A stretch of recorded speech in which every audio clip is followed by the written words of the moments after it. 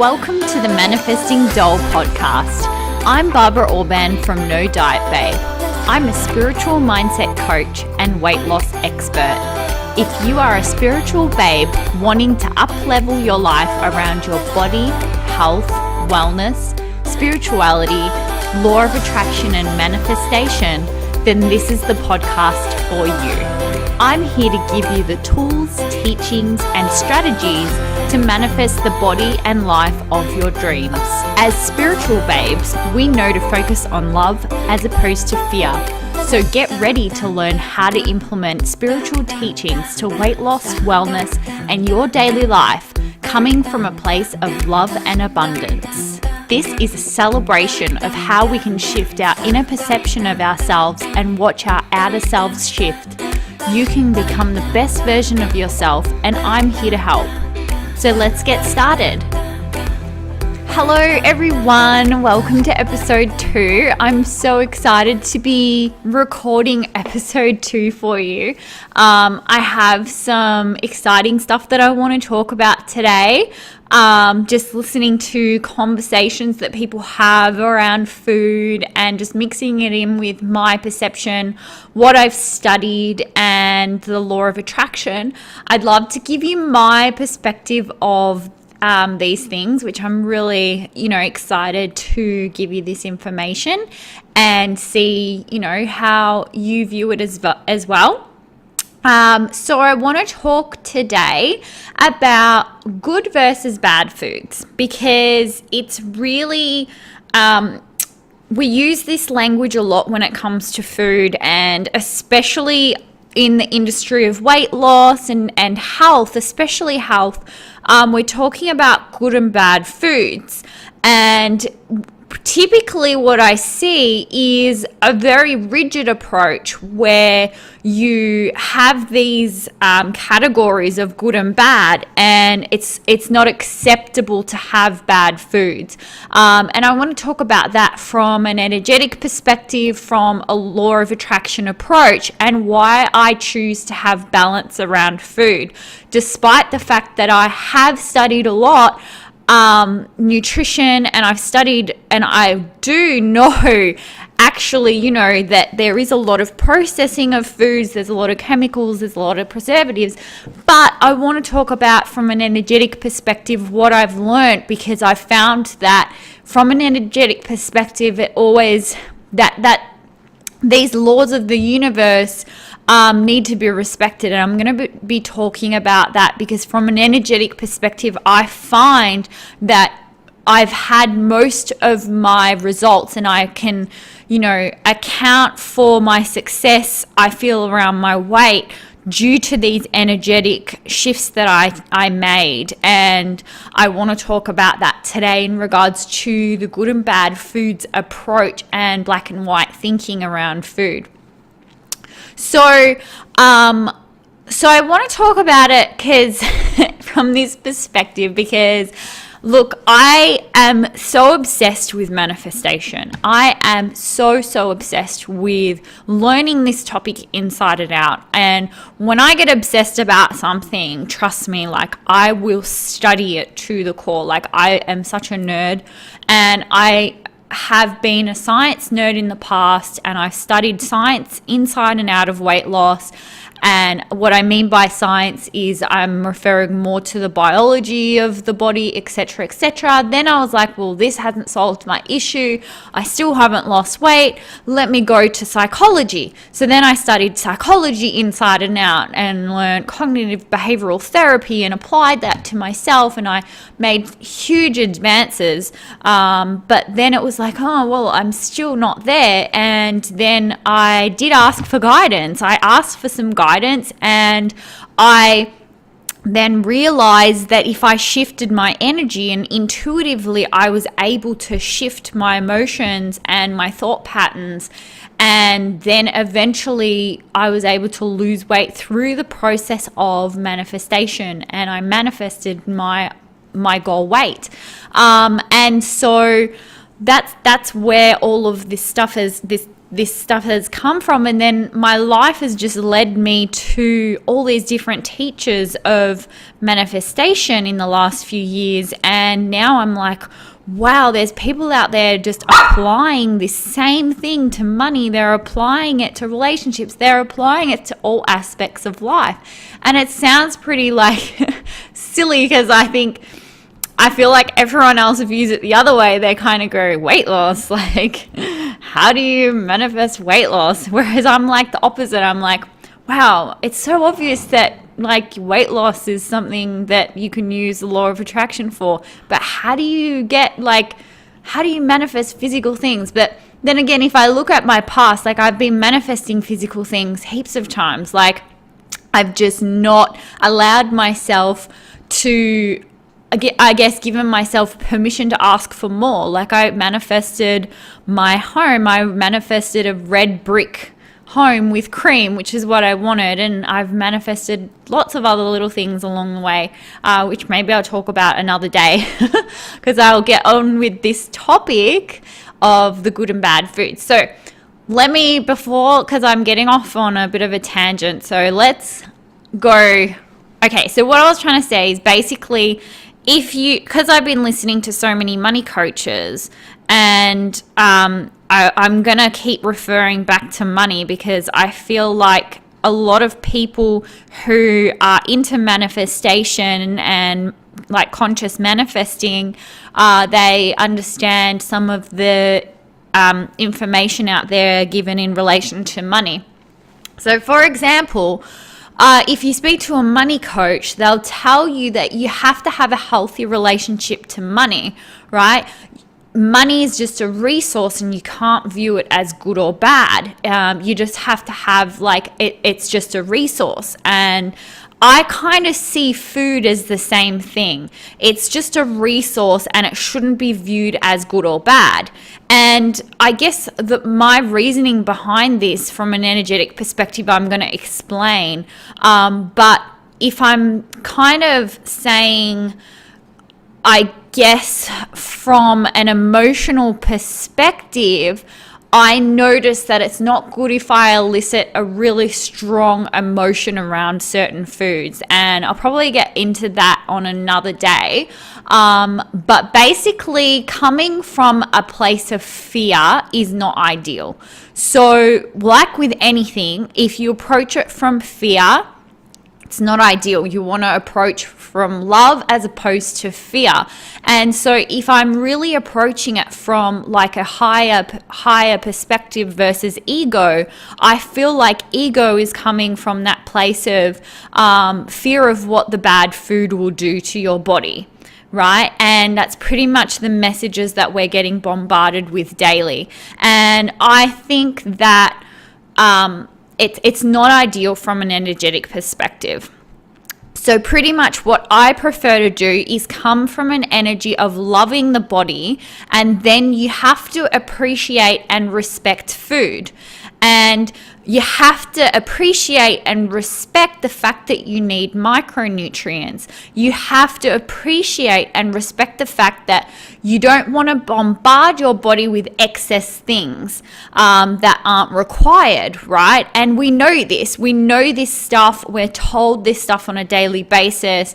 I feel like there's not a lack of people out there trying to educate on the negative aspect of certain foods. It's coming from a real heavy place of fear, just like, which I'll explain in a second, like the news. So I feel like we need to be careful with the energy in which we're approaching this, because yes, we know that stuff, but it's the energy and emotions that you create around labeling foods and as good and bad that usually is not ideal. These energy and emotions, they're eliciting certain things that aren't ideal from a law of attraction and energetic perspective. And what you want to do is, yes, you want to understand and have respect for the fact that certain foods have more micronutrients than others. Micronutrients being the vitamins and minerals, etc., that we need to thrive, right? However, like on the other hand, like because I feel like that's what happens is people have this vision of if I'm not rigid, then I'm going to end up eating chocolate all day. But if you do have that tendency, then you are eating for reasons other than hunger, and you need to address that. And that's a separate topic for another podcast episode, which I definitely want to dive into massively. But for today, I just want to say that intuitive eating is a good approach, and having balance around food is a good approach, but that's separate to eating for reasons other than hunger. So you want to, yes, respect that your body needs certain things, right? And you have to respect that.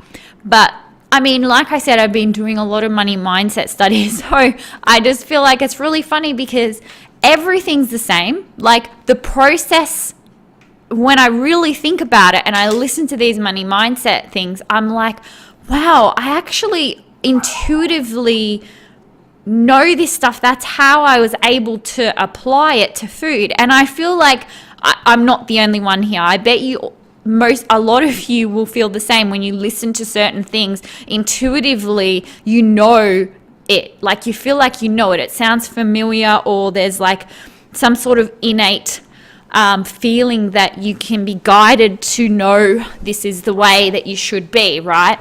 And I feel like when I listen to these money mindset stuff, it's all familiar to me because I'm like, holy shit, like this is what I've applied. I just have to apply it to everything else. Because really, it's the same process. Like there's minor tweaks for different topics in different areas of life, but the principles and the foundations remain the same because of the laws of the universe. And now I'm going to explain from my understanding and my life, I guess, interpretations of my studies of food and nutrition, etc., and all of my studies of psychology, and just, I guess, the bulk of what I've learned in my life, which is like, 10 to up to 12, 15 years of studying food and weight loss, health, etc., is that you want to respect food in your body, and this respect comes from an energy of love rather than fear, because remember, what you focus on is what you get. So are you focusing on an energy of love? Is the energy around food predominantly a good energy, or is it coming from fear? Because what you focus on is what you're going to get. So let me elaborate. For example, if you are focusing on avoiding certain foods because they are bad for you, then what are you focusing on? You're focusing on the negative of what you don't want. You want to focus on what you do want. So you're not going to focus on foods that are bad for you. You're going to focus on the positive aspects of food and how amazing it is and how healthy it makes you, and etc. So it's that appreciation and respect, like how amazing is food, like it allows us to be alive, that kind of stuff, rather than, oh my God, focusing on the negative aspects of food, like, oh, there's so many processed foods, and there's sugar, and there's dairy, and it's the way that, milk protein is bad for you, and the processing is bad for you, or meat, and there's so many different theories out there, and it's like, oh my God, there's just too much. It's like it's so much fear-based messages that we're receiving on a daily basis. I feel like us as learning about manifestation, and all of us that are into it are know at the core that we try to avoid watching the news because we're bombarded with fear-based messages. But I feel like people forget that when it comes to food, and it's like you're announcing constantly and putting out messages constantly of how food causes it's causing cancer and diabetes, and you need to avoid these things, and it's really scary, and you need to like be restrictive and blah blah blah. And I feel like it's the same as with news, focusing on, you know, oh my god, there's like so much crime and so much death and blah blah blah. Like, you're focusing on the negative. You're not going to change the world by focusing on what's wrong with it. You're not going to be healthy by focusing on what's wrong with food. It's the same thing. And you can appreciate and understand that you don't want to be exposed to crime or death or danger, but at the same time, you're not going to listen to the fear-based messages about crime all day long, because then you're focusing on, and your energy and thoughts are aimed at what you don't want. So it has to be the same with food.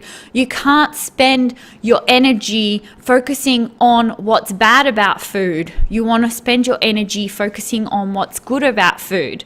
And it's all about what you think about all day long. So you have to just set a procedure in place about how you're going to eat, and not allow yourself to get too caught up in it, because that's when, from an energetic perspective, like, what you focus on matters. So I hope that makes sense, because I just went on a bit of a total rant just then. Like, tuned out and just let that come out. But yeah, so basically, when you approach the situation from a place of, you know, none of this particular food is allowed because it's bad, and anything that's not healthy is not tolerated because you will get sick, or you'll have no energy, or you'll get cancer, you'll get diabetes, you'll gain weight, etc., etc. It's coming from fear, and that's what you focus on, that's what you're going to manifest. And I can tell you now that if you have this fear-based energy, for me, I've been through this, and I've experienced this firsthand. When I was struggling with, I guess you could call it orthorexia. I was really afraid of preservatives and unclean foods to a very extreme extent. I was eating 100% clean. I wouldn't even eat chocolate, or I wouldn't eat out. I was eating 100%, like, so obsessed. I was seeing a naturopath, taking sups, and of course, like, these things are good. Like, eating healthy is good, naturopaths, taking supplements are all good, but you have to have the right energy and mindset, because I was coming from a place of fear, and I felt worse. I've never felt more worse in my life than in those times when I was in that energy, compared to now. So it's really important to consider these things when we're looking at our lives, and we're looking at health, and we're looking at weight, and we're looking at what we're bombarded with on a daily basis, and these fear-based messages around food.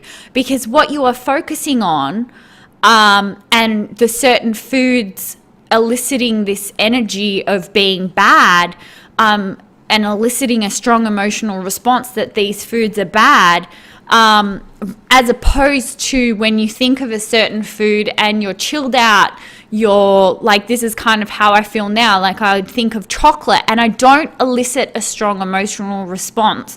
Whereas in the past, I used to be like, no, chocolate's bad, don't have the chocolate, and elicit a strong emotional response, which is really putting out an energy around food. You're giving off a different vibe when you elicit those strong emotional responses around certain foods that you essentially fear because they're bad. And so the other aspect is being quite chilled and respecting food and not seeing it as good or bad. It just elicits a different energy, a different emotional response, which I believe is so much healthier long term. I just feel it within myself that's a better experience for me in so many different aspects.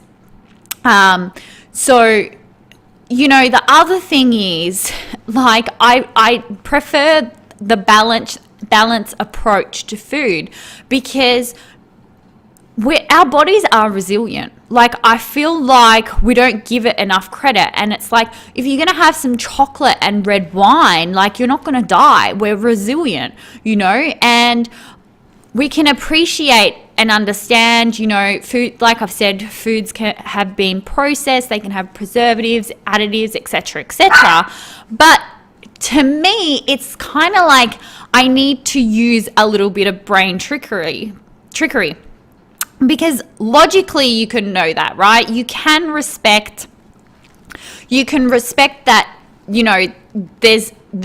there's processing, there's preservatives, etc. Like you can go organic, etc. There's all these things, right? You can choose to logically know that, but at the same time, like simultaneously, you don't want to focus on this fear, rigidity, and black and white thinking, because it's just not sending the right energy. Because for me, it's about having the healthy relationship to food, still having respect for it. Like, you're not going to go crazy and eat junk food all the time and expect to be fit and healthy.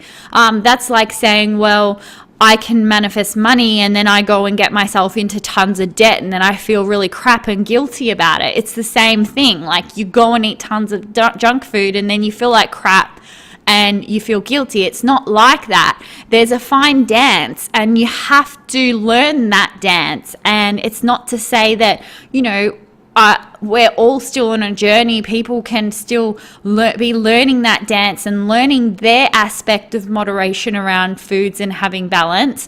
But you do have to respect that there's laws in place. And yes, there's the laws of biology, chemistry, and physics of the body. But you have to respect the laws of the universe, and you come from a place of love as opposed to fear.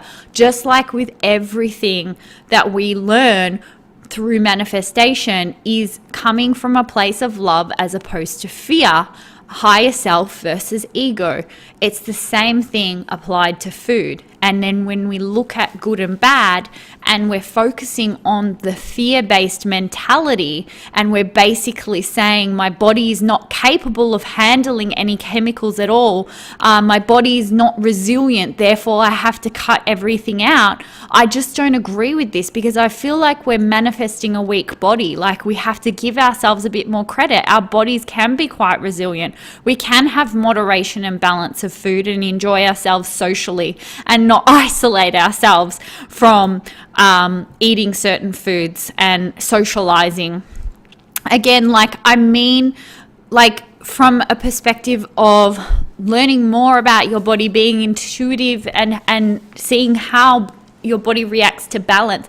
But you have to also be careful as to what messages you've been listening to, and are you manifesting that food to cause a reaction in your body because of what you've told yourself, or do you genuinely have a reaction to the food, which I've struggled with myself. So I just think if you approach food from an energy of I'm not resilient and I need to cut all bad foods out, I just feel like you're manifesting your body to not be resilient. And I'm just saying this because I feel like I've had that to be true for myself in the past, and shifting that, suddenly my body is more resilient and it's just so much better. And when I start listening to the fear-based messages, I go back to that place of feeling like shit. And that's why I try to avoid that, and I just focus on having an energy of love around food and still respecting food and appreciating food.